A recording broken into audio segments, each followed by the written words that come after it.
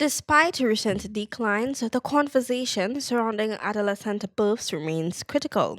According to data from the UN Women Data Hub, the adolescent birth rate in St. Lucia stood at 24 per 1,000 women aged 15 to 19 as of 2020, rising slightly to 28 per 1,000 in 2023.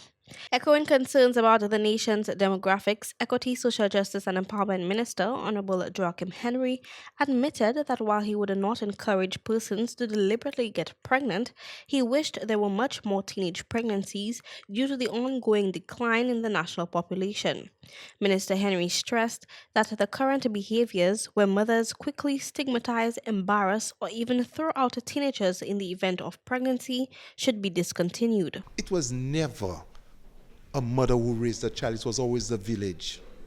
It was the grandmother, it was the uncle, all of us. You understand? I spent time with my grandson. My daughter is pursuing her master's. Who say because you have a child that you had to be burdened alone? That was never how we grew up. There was so much support when I grew up for a child who roamed the yard. There were eyes on that child, not one, the mother, not just the father. Minister Henry went on to share that he understands the concern of families already being burdened with the high cost of living, but questioned the ultimate benefit of ostracizing a young mother, noting that this only forces the teenager to take care of the baby alone, often without support. He argued that the response to teenage pregnancy now is drastically different from years past, stressing the need to return to communal support structures. He stated that teenage pregnancy is not how it used to be years ago. I was part of an era where people talking teenage pregnancy as if it was a curse word. And family planning and all of these sort of things. And if even at church, if a young lady got pregnant, you cast her out. It was a crime to be pregnant. I grew up in that period only to reflect on and said how evil those days were. So I'm happy I have a grandson. My daughter got pregnant.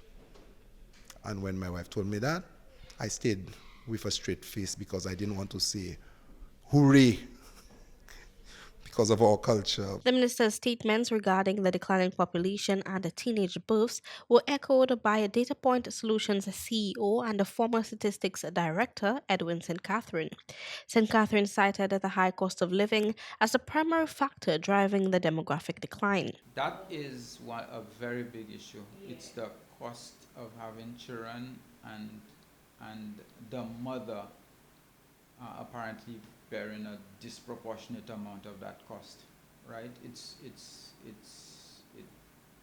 Even if there are remedies to ensure that she's supported, those remedies are not perhaps well constituted enough to ensure that she feels comfortable doing that. St. Catherine noted that while the government has implemented a few initiatives to assist the young mothers during pregnancy, these programs are insufficient. He called for the expansion of supportive measures, citing models like the Universal Health Coverage UHC initiative as necessary steps toward a better support for young women. Kayla Edwin, MBC Prime.